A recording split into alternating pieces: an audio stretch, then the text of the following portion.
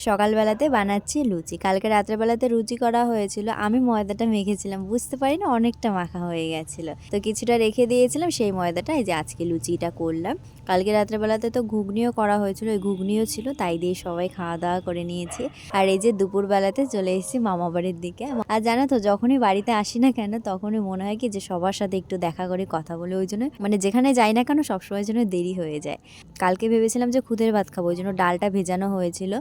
কালকে আর খুদের ভাত খাওয়া হয়নি। ওই জন্য ডালটা মামাদের ফ্রিজে রেখে আসা হয়েছিল। দুপুরবেলাতে নিয়ে এসেছিলাম, মা খুদের ভাত রান্না করেছে। আলু সেদ্ধ দিয়েছে আর ডালের বড়া করেছিল। ওই দিয়েই খাওয়া-দাওয়া করে চলে এসেছি মাসিদের বাড়িতে। মাসির কেমো দিয়েছে এই কয়েকদিন হলো।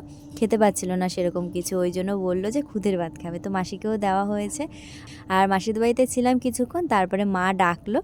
দোকানে এসে দেখলাম কি যে আমার জন্য ব্ল্যাঙ্কেটের এই কভার কিনেছে দুটো। আমার এই পিঙ্ক কালার আমার। আমারও পিঙ্ক কালার পছন্দ।